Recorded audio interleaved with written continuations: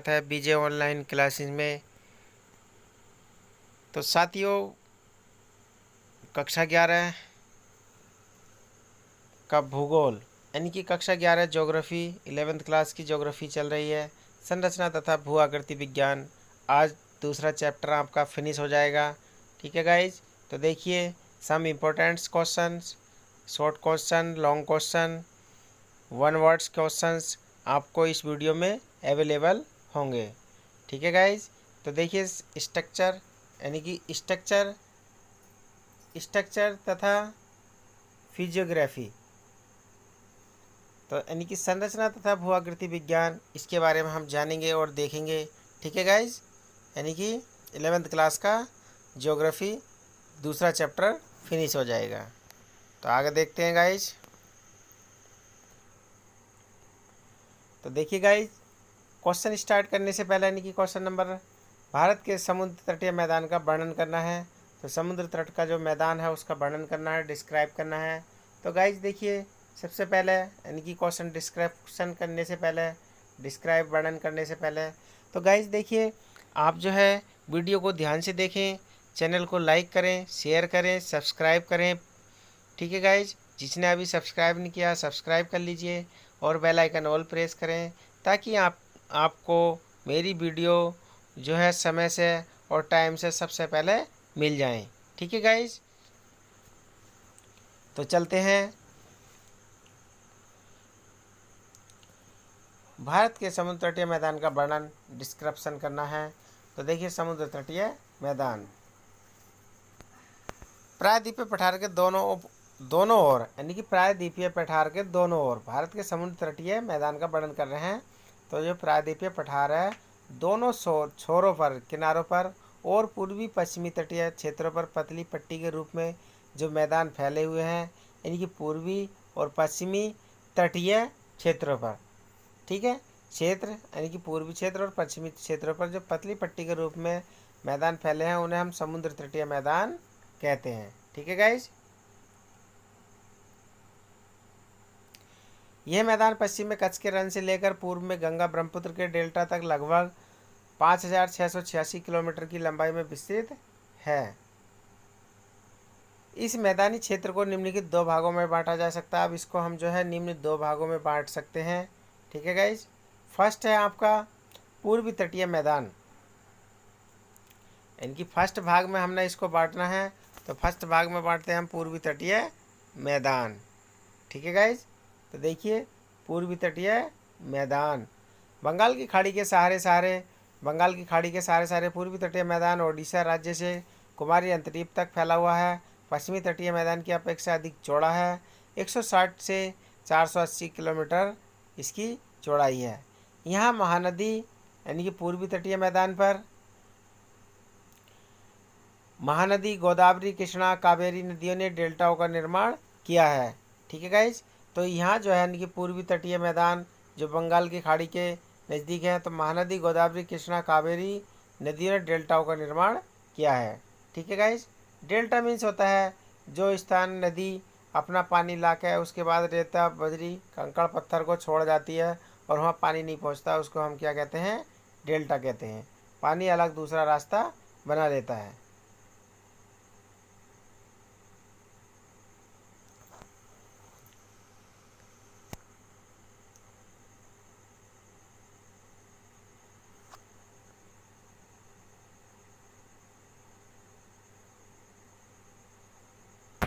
पूर्वी समुद्र तटीय मैदान कोकीनाड तट, कोरोमंडल तट का सम्मिलित भाग, कृष्णा नदी से लेकर गंगा के डेल्टा तक का भाग, पूर्व का भाग उत्तरी सरकार तट पर उत्कल तट कहलाता है। ठीक है गाइज,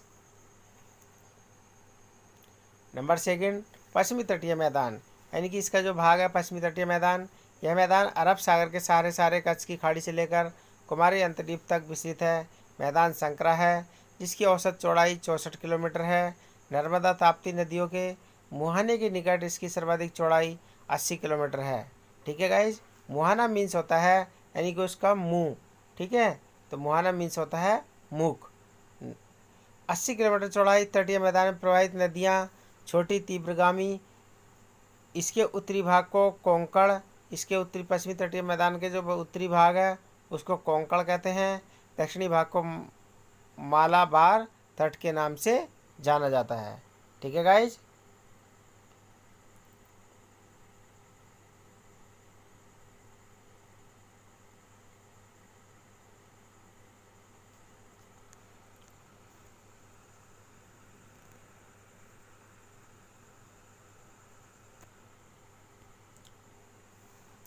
कोंकण का मैदान, इस मैदान का विस्तार दमन से लेकर गोवा तक 500 किलोमीटर की लंबाई, इसकी चौड़ाई 500 से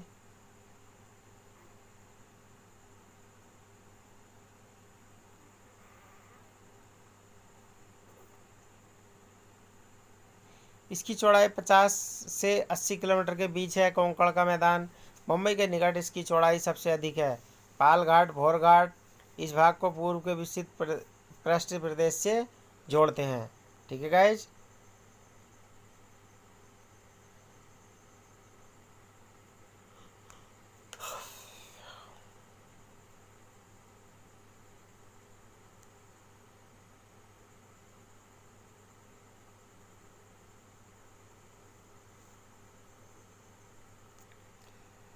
मालवाबार तटीय मैदान, देखिए आगे देखते हैं। इस मैदान का विस्तार गोवा से लेकर मंगलोर तक 225 किलोमीटर की लंबाई में है। यह प्राचीन रूपांतरीय चट्टान निर्मित द्वारा है। तट काफ़ी कटाफटा। तटीय मैदान पर बालू का स्तूप पाए जाते हैं। ठीक है गाइज।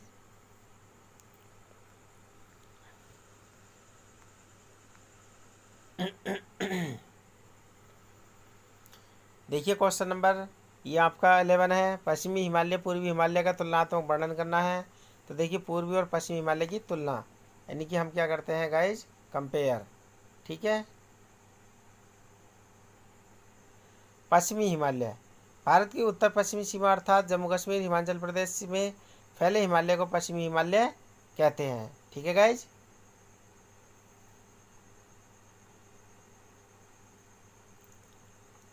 भारत की पूर्वी सीमा अर्थात पश्चिम बंगाल की सिक्किम, भूटान, अरुणाचल प्रदेश में लिए हुए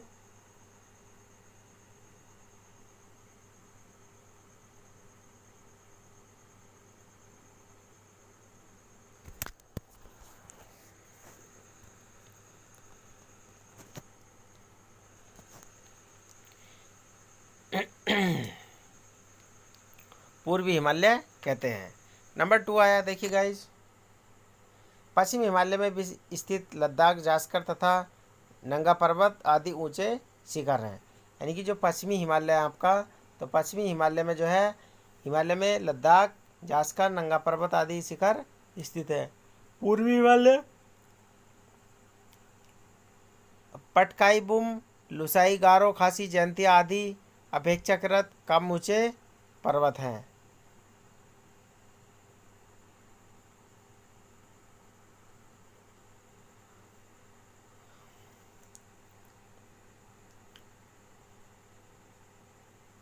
ये पर्वत अधिक ऊंचे होने के कारण परिवहन एवं अन्य आर्थिक कार्यों की दृष्टि से कम उपयोगी हैं। ये पर्वत घने वनों से ढके हैं अतः आर्थिक विकास एवं परिवहन के अपेक्षाकृत अधिक उपयोगी हैं। ठीक है गाइज।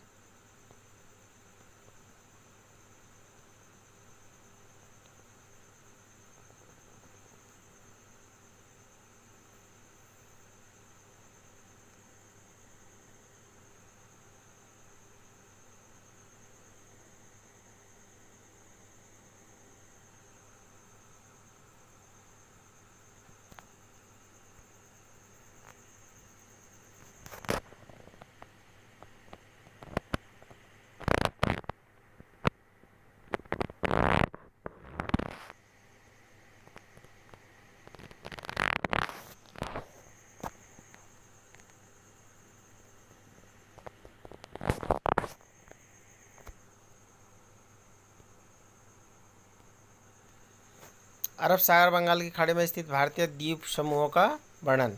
तो देखिए गाइज, भारतीय द्वीप समूह तो भारतीय द्वीप समूह देख रहे हैं गाइज। प्रायद्वीपीय भारत के पश्चिम पूर्वी दिशा में स्थित अरब सागर बंगाल की खाड़ी में द्वीप भी पाए जाते हैं।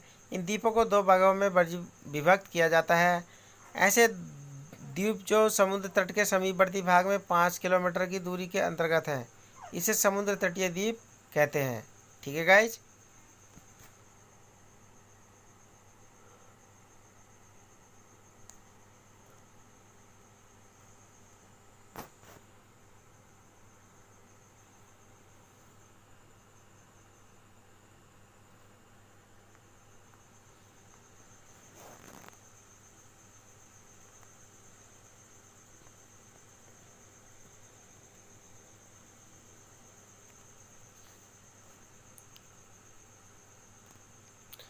दूसरे प्रकार के द्वीपों को दूरवर्ती द्वीप कहते हैं।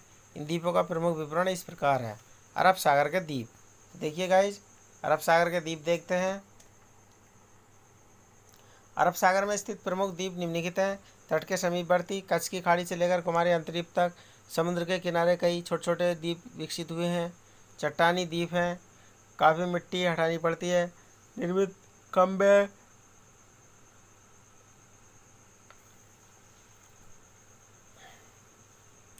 कांप से निर्मित द्वीप मिलते हैं, जैसे डायमंड द्वीप, मुंबई के पास द्वीप,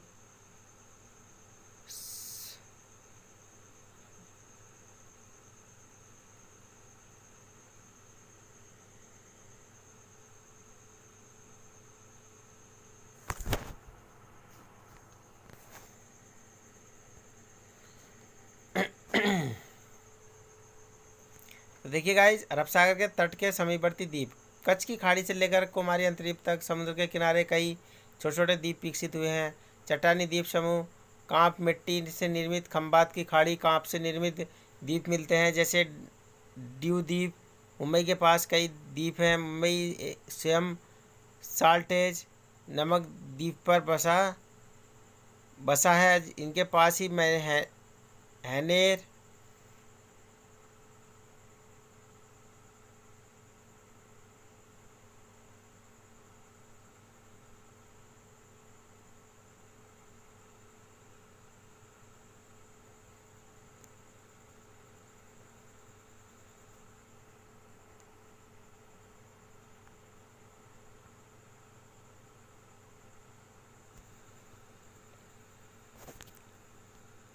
तट के दूरवर्ती द्वीप। अरब सागर में भारत के पश्चिमी तट से लगभग 200 से 320 किलोमीटर दूर 12 डिग्री यानी कि 8 डिग्री से 12 डिग्री 30 मिनट उत्तरी अक्षांश, 31 डिग्री 40 मिनट से 74 अंश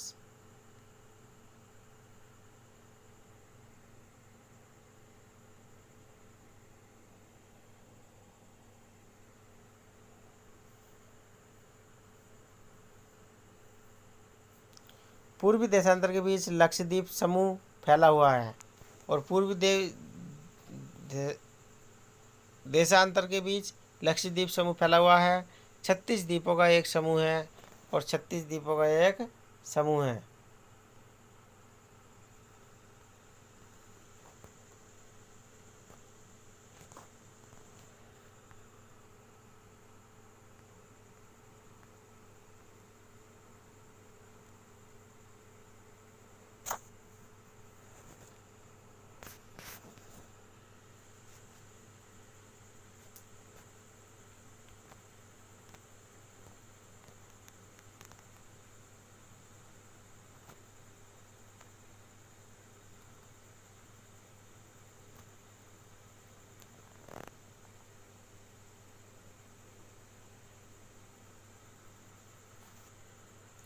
बंगाल की खाड़ी के द्वीप, तट के समीपवर्ती द्वीप।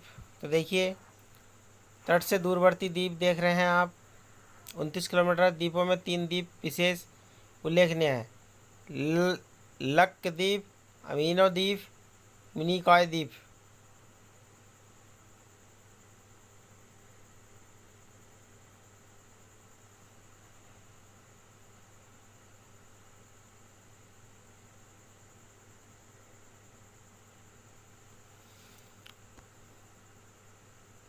बंगाल की खाड़ी के द्वीप,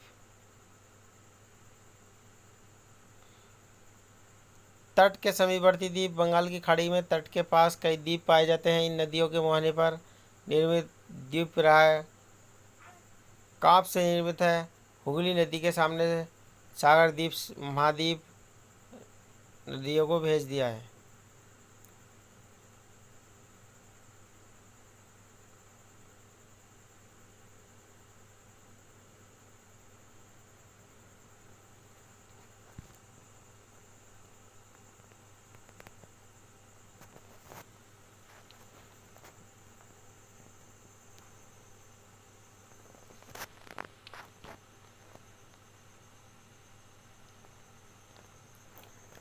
उत्तरी तट में देखने को मिलते हैं। केवल चिल्का नदी के उत्तर पश्चिम भाग में भासरा पांडला द्वीप को छोड़कर कोई चट्टानी द्वीप नहीं। तूतीकोरिन के पास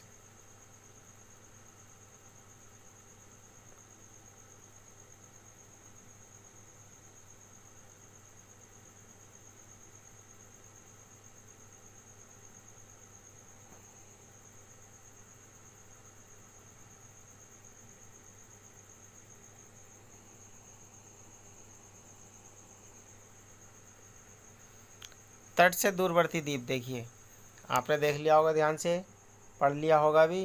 ठीक है गाइज, बंगाल की खाड़ी में तट से दूर अंडमान निकोबार द्वीप समूह तथा 222 द्वीपों का एक समूह है जो चापागार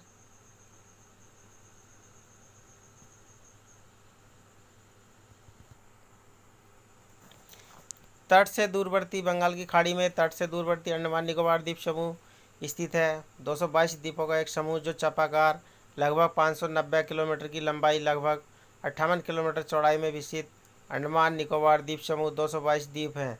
ठीक है गाइज, अंडमान निकोबार द्वीप समूह में 10 डिग्री चैनल द्वारा विभाजित किया जाता है। पोर्ट ब्लेयर यहाँ की राजधानी है। अंडमान निकोबार द्वीप समूह की राजधानी क्या है? Port Blair. अंडमान द्वीप समूह 204 द्वीपों का समूह देश है। 10 डिग्री चैनल के उत्तर में रानीबाई निकोबार द्वीप समूह 10 डिग्री चैनल के दक्षिण में है और यह 18 द्वीपों का समूह है। ठीक है गाइज, आगे देखते हैं।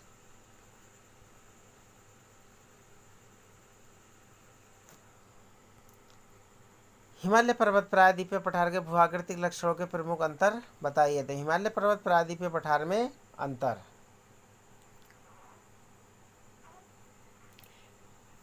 हिमालय पर्वत प्रायद्वीपीय पठार में निम्नलिखित अंतर है। हिमालय एक नवीन मोड़ पर्वतों की श्रृंखला है जिसमें आज निर्माणाधीन है। प्रायद्वीपीय पठार को सबसे प्राचीन भूखंड माना जाता है। इसका निर्माण कब हुआ, कैसे हुआ?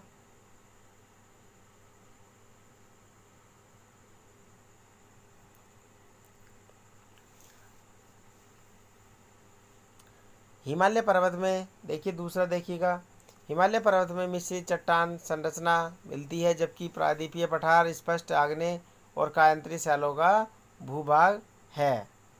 आगे देखते हैं तीसरा टॉपिक।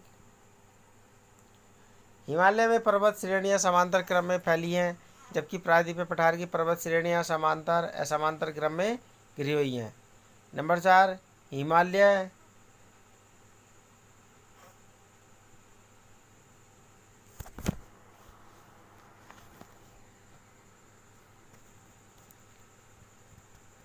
जबकि प्रायद्वीपीय पठार की पर्वत श्रेणियां असमांतर क्रम में घिरी हुई है। नंबर 4, हिमालय को वन संपदा में, प्रायद्वीपीय पठार को खनिज संपदा में धनी माना जाता है। हिमालय को भारत का वाटर बैंक कहा जाता है। ठीक है गाइज,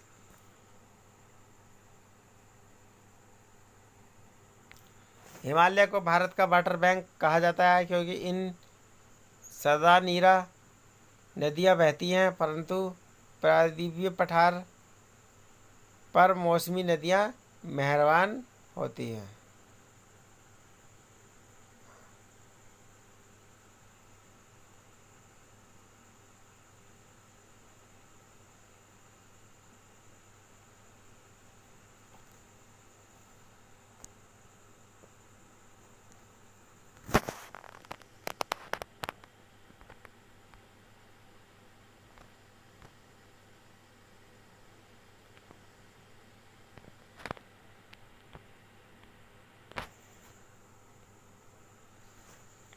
बताइए हिमालय का निर्माण कैसे हुआ।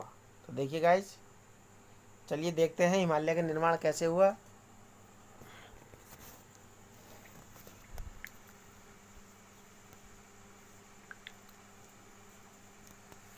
भूगर्भ वेत्ताओं के अनुसार वह क्षेत्र जहां आज हिमालय पर्वत उत्तरी मैदान स्थित है वहां करोड़ों वर्ष पूर्व उथला विशाल टेथिस सागर, इसी सागर में एक अपसाद बलन प्रक्रिया के परिणाम स्वरूप, यानी कि टेथिस सागर में जो था क्या हुआ, बलन प्रक्रिया परिणाम स्वरूप पर्वत की उत्पत्ति हुई। पर्वत की उत्पत्ति हिमालय निर्माण को निम्नलिखित तथ्यों द्वारा समझा जा सकता है। ठीक है, तो उसके फैक्ट है गाइज। फर्स्ट है, करोड़ों वर्ष पूर्व भारत दक्षिणी गोलार्ध में स्थित गोंडवाना लैंड भूभाग अंग था। यानी कि भारत किसका अंग था, गोंडवाना लैंड का। ठीक है, करोड़ों वर्ष पूर्व भारत दक्षिणी गोलार्ध में, यानी कि भारत दक्षिणी गोलार्ध में गोंडवाना लैंड का भूभाग था। अंगारा लैंड वर्तमान यूरेशियन प्लेट स्थित थी। तो देखिए अंगारा लैंड इस यूरेशियन प्लेट। नंबर 2 है, कालांतर में मेटल की संवहनीय तरंगों ने इस भूखंड को इस प्लेटों विभक्त यानी कि कर दिया। गोंडवाना लैंड से एक प्लेट अलग हो गई और गोंडवाना लैंड से एक प्लेट हो गई जिसको इंडो ऑस्ट्रेलियन प्लेट कहा जाता है। यानी कि गोंडवाना लैंड की इंडो ऑस्ट्रेलियन प्लेट अलग हो गई। इंडो ऑस्ट्रेलियन प्लेट उत्तर की ओर खिसकती हुई यूरेशियन प्लेट से टकराई। उसका उत्तरी सिरा यूरेशियन प्लेट के नीचे धंस गया। ठीक है गाइज,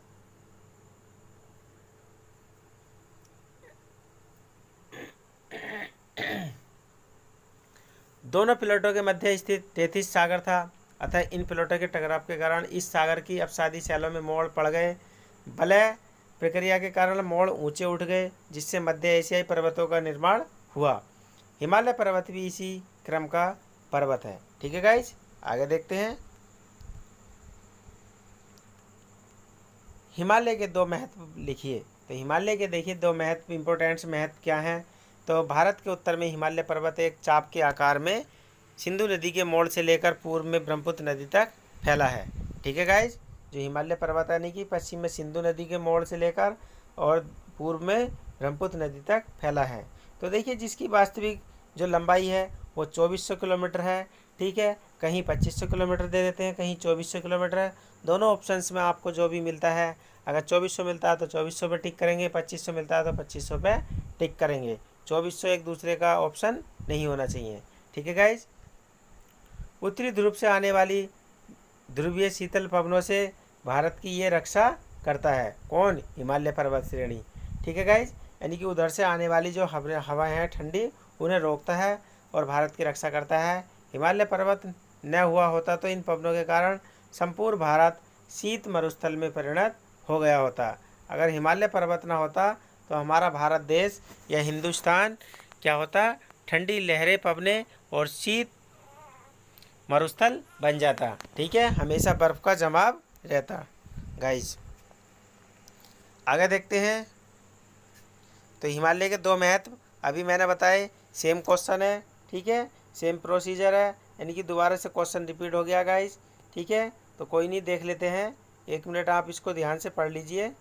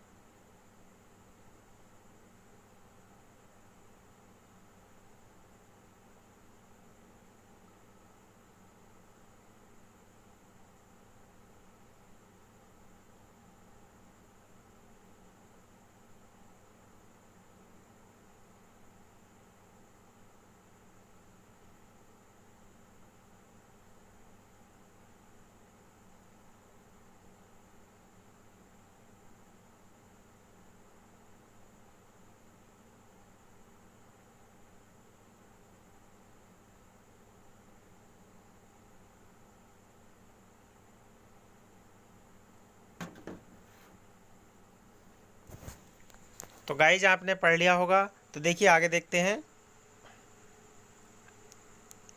हिमालय पर्वत अनेक नदियों का उद्गम स्रोत है।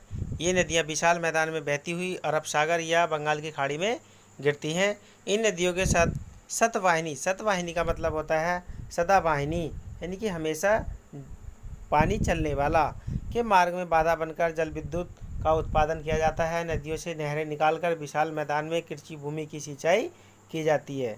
ठीक है गाइज, यानी कि डैम बना के उनसे छोटी छोटी नहरें, जैसे कि रामनगर का बैराज डैम, छोटे छोटे डैम बनाते हैं, कालागढ़ का डैम, तो उनसे नहरें बना दी जाती हैं। भारत खाद्यान्न उत्पादन में आत्मनिर्भर हो गया है और इसी कारण से भारत खाद्यान्न निर्भर में क्या हो गया है, आत्मनिर्भर बन गया है। ठीक है गाइज, तो आगे देखते हैं। भारत के 2 प्राकृतिक विभागों के नाम लिखिए, संक्षेप में उनकी स्थिति स्पष्ट कीजिए। तो भारत के 2 प्राकृतिक भाग इस प्रकार हैं। उत्तर में नंबर 1 फर्स्ट है, देखिए उत्तर में विशाल पर्वतों के प्राचीर अथवा हिमालय पर्वतीय प्रदेश। भारत के उत्तर में लगभग 2400 किलोमीटर की लंबाई, 2500 किलोमीटर की लंबाई, 150 से 400 किलोमीटर की चौड़ाई में हिमालय पर्वत का विस्तार है। यह विशाल पर्वतों की प्राचीर पूर्व से पश्चिम दिशा में चाप के आकार में फैली हुई है। इस पर्वतीय प्रदेश का विस्तार लगभग 5 वर्ग किलोमीटर क्षेत्रफल में विस्तृत है। ठीक है गाइज, नेक्स्ट देखते हैं इसका ही दूसरा टॉपिक, उत्तरी मैदान अथवा उत्तर का विशाल मैदान। हिमालय पर्वत के दक्षिणी दक्कन पठार के उत्तर में गंगा, सतलज, ब्रह्मपुत्र, उसकी सहायक नदियों की कोफ मिट्टी द्वारा निर्मित उपजाऊ समतल मैदान को उत्तर का विशाल मैदान कहते हैं। इसका क्षेत्रफल लगभग 7 लाख वर्ग किलोमीटर है। इसे जलोढ़ मैदान के नाम से भी पुकारते हैं। ठीक है गाइज, उत्तरी मैदान अथवा उत्तर का विशाल मैदान, तो इसको जलोढ़ मैदान के नाम से भी पुकारा जाता है। अगर क्वेश्चन आ जाता है जलोढ़ मैदान किसे कहते हैं, तो उत्तरी मैदान अथवा उत्तर का विशाल मैदान को ही दूसरे नाम, तीसरे नाम से जलोढ़ मैदान के नाम से पुकारते हैं। 2414 किलोमीटर चौड़ाई इसमें, 145 किलोमीटर तथा पश्चिम में 480 किलोमीटर इसकी चौड़ाई है। ठीक है गाइज, आगे चलते हैं।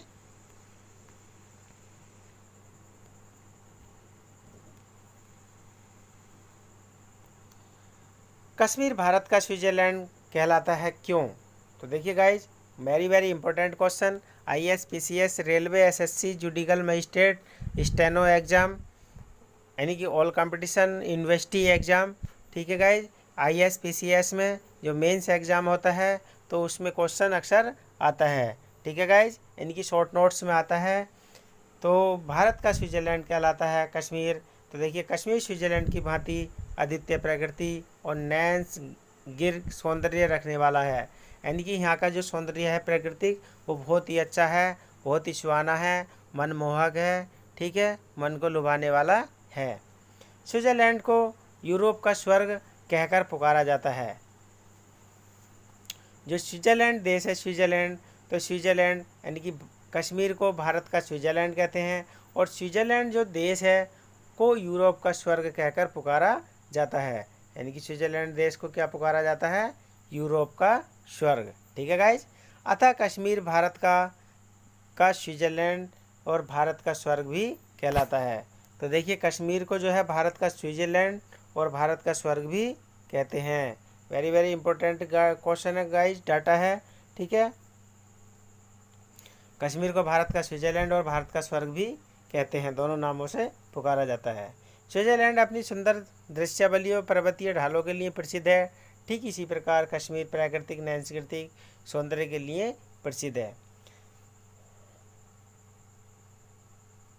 स्विट्जरलैंड के पर्वतीय ढाल हिम से ढके रहते हैं। ठीक इसी प्रकार कश्मीर के पर्वतीय ढाल भी वर्ष भर हिम से आच्छादित रहते हैं। ठीक है गाइज, तीसरा टॉपिक देखते हैं। स्विट्जरलैंड बर्फ़ के खेलों के लिए यूरोप में ही नहीं अपितु विश्व भर में प्रसिद्ध हैं।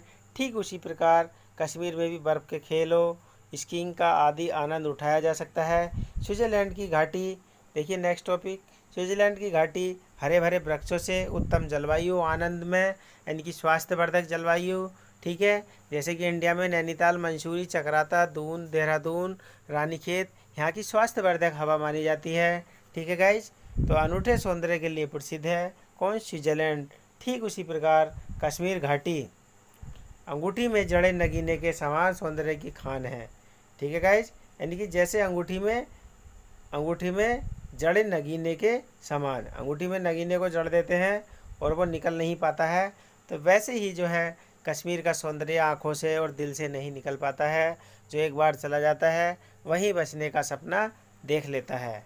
यही कारण है कि इसकी तुलना स्विट्ज़रलैंड के साथ की जाती है। ठीक है, यानी कि उसकी नेचुरलिटी, बनावट, सुंदरता बहुत ही अधिक है।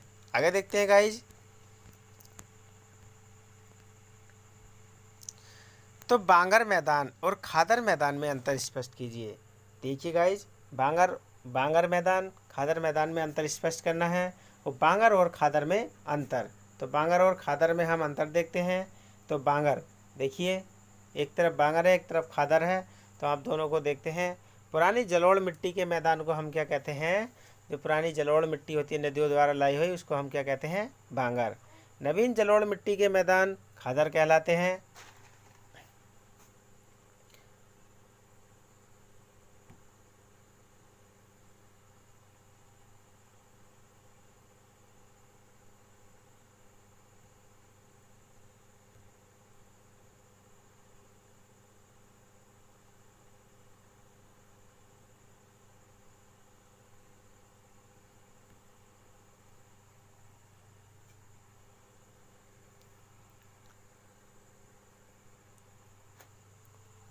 दूसरा टॉपिक देखते हैं। निरंतर मिट्टी के जमाव से यह मैदान अपेक्षाकृत अधिक ऊंचे हो जाते हैं, इसलिए यहाँ बाढ़ के समय नदी का जल नहीं पहुँच पाता है। यानी कि कहाँ?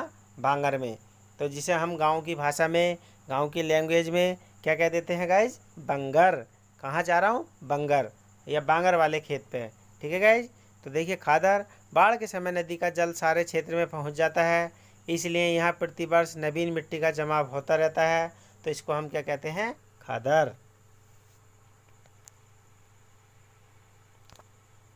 तीसरा टॉपिक देखते हैं। यह मैदान कम उपजाऊ होता है। जो बांगर होते हैं तो ये मैदान कम उपजाऊ होते हैं। ठीक है गाइज, कैसे होते हैं? कम उपजाऊ होते हैं। यहाँ नवीन मिट्टी का जमाव होता रहता है, इसलिए यह मैदान अधिक उपजाऊ होते हैं। क्या? खादर में। तो नवीन मिट्टी होती है खादर में, अक्सर गन्ने की खेती की जाती है। ठीक है, जैसे आप देख सकते हैं अपने यहाँ के खादर के क्षेत्र। नंबर 4 टॉपिक देखिए। इस मैदान की मिट्टी में पत्थर के कण या कंकड़ों के अतिरिक्त कैल्शियम कार्बोनेट आदि मौजूद होता है। अब खादर में देखते हैं। खादर क्षेत्र की मिट्टी में पत्थर, कंकड़ आदि नहीं होते हैं। ठीक है गाइज, आगे चलते हैं।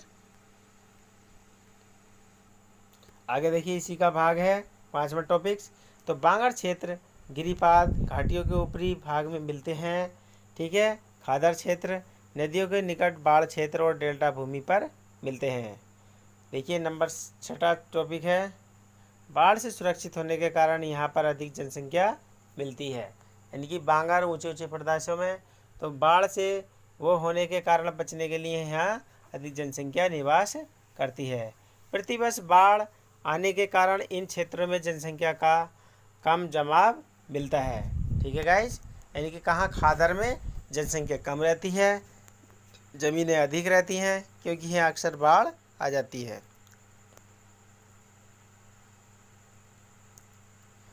पश्चिमी घाट पूर्वी घाट में अंतर स्पष्ट करना है गाइज। देखिए क्वेश्चन आपका, तो पश्चिमी घाट और पूर्वी घाट में अंतर देखते हैं गाइज। ठीक है, तो पश्चिमी घाट और पूर्वी घाट। तो पश्चिमी घाट का पहला टॉपिक देखते हैं। पश्चिमी घाट उत्तर में ताप्ती नदी की घाटी से लेकर दक्षिण में कन्याकुमारी तक 1600 किलोमीटर की लंबाई में विस्तृत है। पूर्वी घाट उत्तर में महानदी से लेकर दक्षिण में नीलगिरी की पहाड़ियों तक, यानी कि 1300 किलोमीटर की लंबाई में विस्तृत है। दूसरा टॉपिक, इन पर्वतीय भाग की औसत ऊंचाई 1600 मीटर, औसत चौड़ाई 50 मीटर है। इस पर्वतीय भाग में यानी कि पूर्वी घाट में औसत ऊंचाई 615 मीटर, औसत चौड़ाई 190 किलोमीटर, जबकि दक्षिण में 75 किलोमीटर है। ठीक है गाइज। तीसरा टॉपिक देखते हैं। पश्चिमी घाट का सर्वोच्च शिखर 2695 मीटर ऊंचा है। इस पर्वत श्रेणी की औसत ऊंचाई अधिक है। पूर्वी घाट का सर्वोच्च शिखर 1680 मीटर ऊंचा है। अतः इस पर्वत श्रेणी की ऊंचाई कम है। नंबर 4 टॉपिक, पश्चिमी घाट उत्तर में कम चौड़ा है जबकि दक्षिण में इसकी चौड़ाई बढ़ गई है। ठीक है गाइज।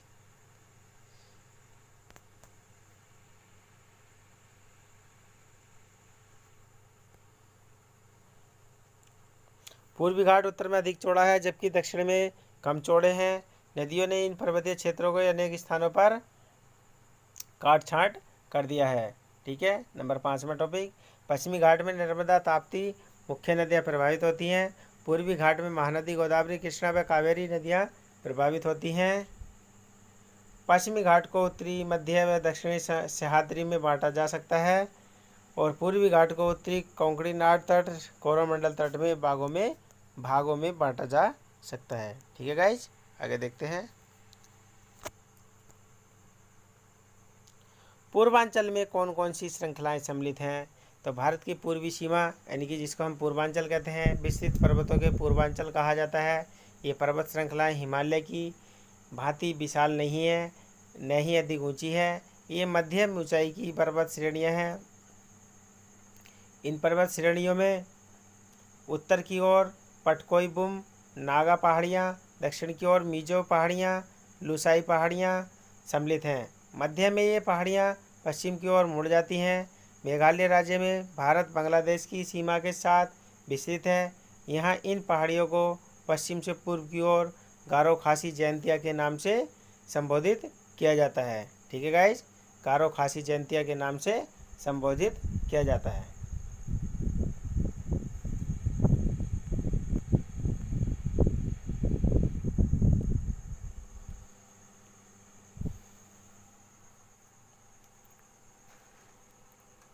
नेक्स्ट है, भारत की त्रिस्तरीय भू आकृति में क्या क्या समानताएं पाई जाती हैं? तो भारत की त्रिस्तरीय भू आकृति में निम्नलिखित समानताएं पाई जाती हैं। भारत के प्रायद्वीपीय पठार पर युवा स्थलाकृतियाँ पाई जाती हैं जो हिमालय पर्वत क्षेत्र की विशेषता है। नेक्स्ट है, प्रायद्वीपीय पठार हिमालय पर्वत के निर्माण की प्रक्रिया में समानता दिखाई देती है। हिमालय पर्वत के उत्थान के समय प्रायद्वीपीय पठार का एक भाग, अरावली पहाड़ियाँ भी प्रभावित हुई हैं। थर्ड, उत्तरी मैदान के निर्माण में हिमालय की तलछट, प्रायद्वीपीय पठार की तलछटें दोनों का योगदान रहा है। ठीक है गाइज। दो आब से आप क्या समझते हैं? तो देखिए गाइज, दो आब क्वेश्चन इंपॉर्टेंट है। दो आब, भारतीय महाद्वीप से कुछ उदाहरण दीजिए। तो दो नदियों का मध्य भाग दो आब कहलाता है, यानी कि दो नदियों के बीच का भाग दो आब कहलाता है। ठीक है गाइज। गंगा यमुना यानी कि गंगा यमुना का दोआब, ब्यास व सतलुज के बीच का बिस्ट जालंधर दोआब, ब्यास एवं रावी मध्य का बारी दोआब, रावी व चेनाब के मध्य का रेचना दोआब, उसका नाम रेचना है। ठीक है गाइज। चेनाब व झेलम के मध्य का दोआब, गंगा व गोमती के मध्य का दोआब, घाघरा गंडक का दोआब, गंगा व कोसी के मध्य का दोआब। ठीक है गाइस।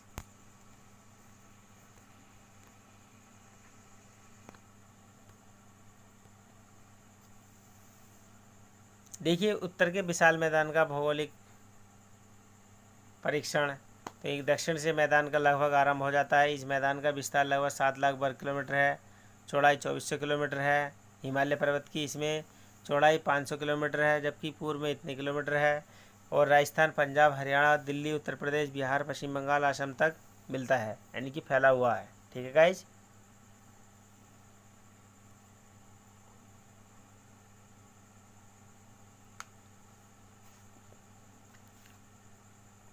यह मैदान रोचक भू लक्षणों से युक्त है। इसकी सीमा गिरिपाद मैदान स्थित जो महीन मलबे मोटे कंकड़ों से बना है, भावर, उसको हम क्या कहते हैं? भावर। इस मैदान के दक्षिण में तराई का मैदान विस्तृत है।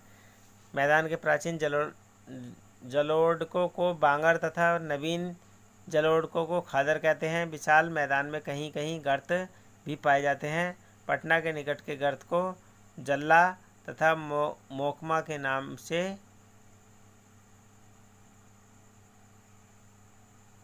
जाना जाता है। ठीक है गाइस।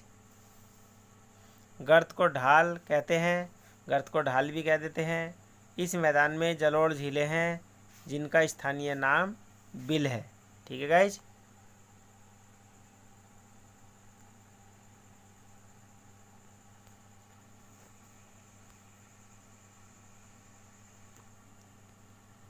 सर्वोच्च हिमालय किसे कहते हैं, इसकी दो विशेषताएं। तो हिमालय पर्वत की देखिए, शॉर्ट क्वेश्चन, हिमालय पर्वत की सबसे ऊंची पर्वत श्रृंखला सर्वोच्च हिमालय के नाम से प्रसिद्ध है।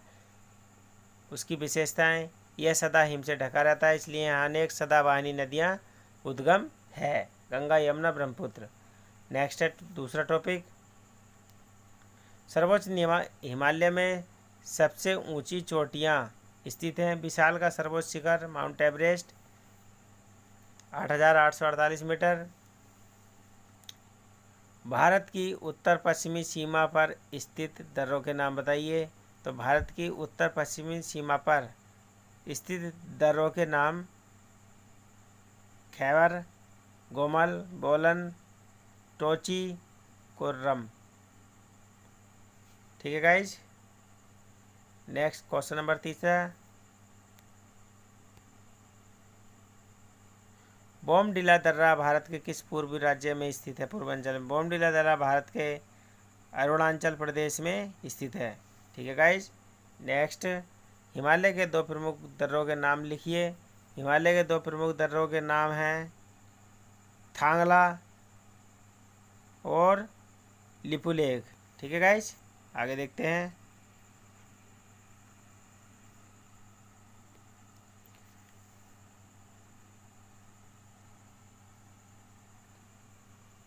हिमालय पर्वत की 3 समांतर पर्वत श्रृंखलाओं के नाम। तो हिमालय पर्वत की 3 पर्वत श्रृंखलाएं हैं, महान या बृहद हिमालय, हिमाद्री। नंबर 2 लुप्त, लघु ओब्लिक मध्य हिमालय। नंबर 3 बाह्य हिमालय या शिवालिक हिमालय। ठीक है। हिमालय को भारत का प्रहरी क्यों कहा जाता है? हिमालय पर्वत भारत की उत्तरी सीमा पर एक अवैध दीवार के रूप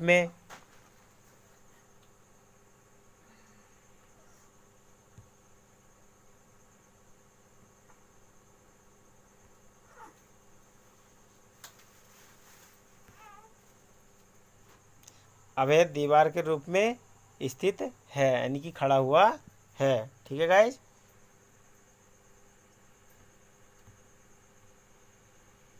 आगे देखते हैं। मध्यवर्ती उच्च भूमि को किन नामों से जाना जाता है? तो मध्यवर्ती उच्च भूमि के उत्तर पश्चिमी भाग को मालवा का तट पठार, दक्षिणी उत्तरी प्रदेश के भूभाग बुंदेलखंड व बघेलखंड के दक्षिणी बिहार में सम्मिलित है। भूभाग को छोटा नागपुर का पठार के नाम से जाना जाता है। शिवालिक किसे कहते हैं? इसकी दो विशेषताएं। तो हिमालय की दक्षिणतम श्रेणी को शिवालिक कहते हैं, यानी कि जो स्टार्टिंग होती है रामनगर साइड से और आपका हल्द्वानी से, देहरादून से, हरिद्वार से, ऋषिकेश से, ये शिवालिक श्रेणियाँ कहलाती हैं। यह पर्वत श्रेणी जलोढ़ अवसादों में बलन प्रक्रिया से बनी हिमालय की सबसे युवा श्रेणी है। यह भूस्खलन, भूकंप, मृदा अपरदन की बारंबारता अधिक मिलती है, यानी कि बार बार। पूर्वांचल किसे कहते हैं? इसकी दो विशेषताएं।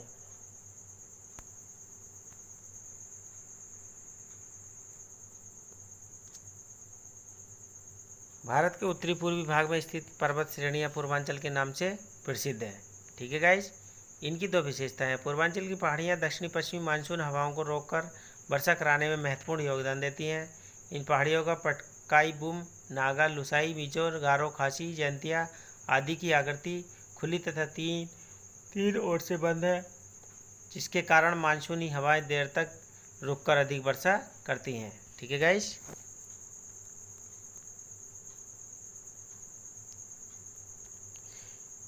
लघु हिमालय किसे कहते हैं? तो महान हिमालय के दक्षिण में स्थित पर्वतीय श्रेणियाँ लघु हिमालय की श्रेणी कहलाती हैं। इसमें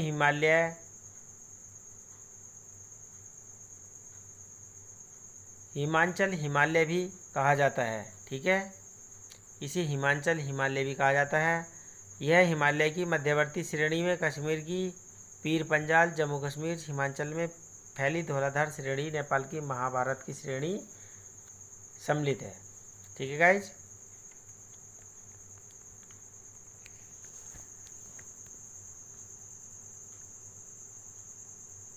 तो देखिए लघु हिमालय किसे कहते हैं, ये आप पढ़ लीजिए।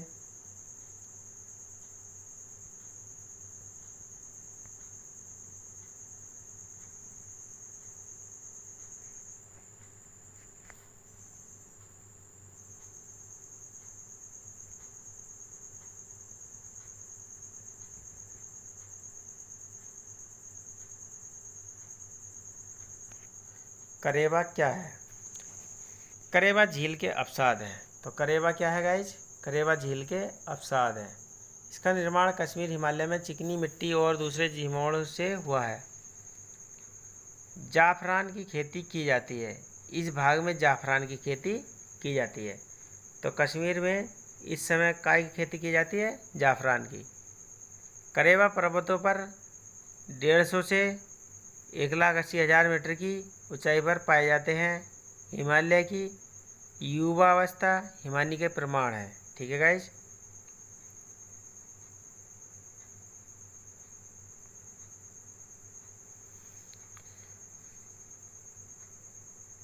कश्मीर उत्तरी पश्चिमी हिमालय दक्षिणी सौंदर्य खूबसूरत दृश्य स्थलों के लिए प्रसिद्ध है।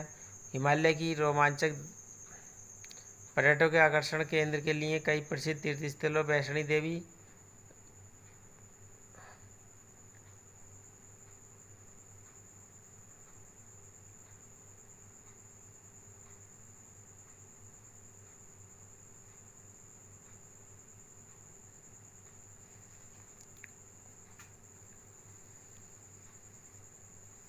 जलोढ़ मैदान का विस्तार। देखिए ये आपने पढ़ाई था पहले भी, अब देख लीजिए। पामीर ग्रंथि कहाँ स्थित है?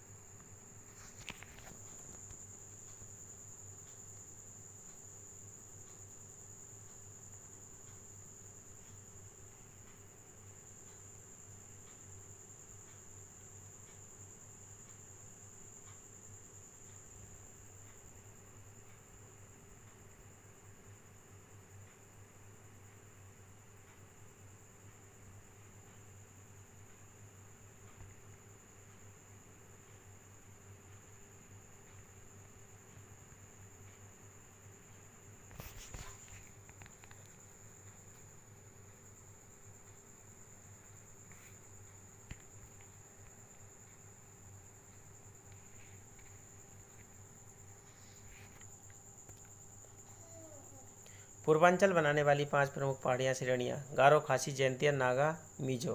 तो ये पूर्वांचल का निर्माण करती हैं। भारत का कौन सा भूभाग प्राचीनतम है? तो भारत का प्राचीनतम भूभाग प्रायद्वीपीय पठार कठोर आग्नेय रूपांतरित शैलों से निर्माण है, जो प्राचीनतम गोंडवाना लैंड का भाग है।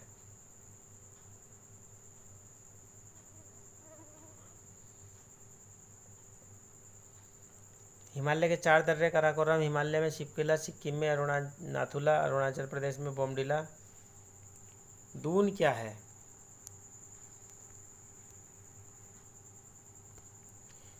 पर्वतीय क्षेत्र में अनुदैर्ध्य विस्तार में पाई जाने वाली समतल संरचनात्मक घाटियाँ दून कहलाती हैं। ठीक है। जैसे देहरादून की घाटी। पश्चिमी घाट के 2 दर्रों के नाम बताइए। तो पश्चिमी घाट के 2 दर्रों के नाम है भौर घाट और थाल घाट। ठीक है गाइज। हिमालय की सबसे नवीन पर्वतमाला कौन सी है? शिवालिक।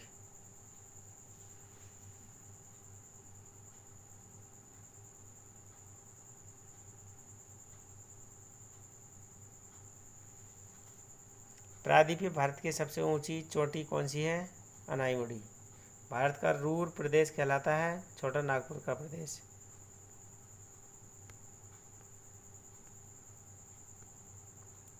लक्षद्वीप किस सागर में स्थित है? अरब सागर में। भारत की सर्वोच्च पर्वतीय चोटी कौन सी है? K2। तो देखिए गाइस, आज के लिए इतना ही काफ़ी है। वीडियो को पूरा देखें, ज़रूर देखें, और वरना ना देखें। अगर वीडियो आपको देखनी है स्टार्ट कर दे तो पूरा देखें, और नहीं तो बिल्कुल मत देखिए। ठीक है गाइस, और वीडियो को लाइक करें, शेयर करें, सब्सक्राइब करें चैनल को, बेल आइकन ऑल प्रेस करना, ताकि मेरे नोटिफिकेशन आने वाली वीडियो आपको तुरंत से पहले जल्द से जल्द मिल जाए। ठीक है गाइस, तो जय हिंद, जय भारत।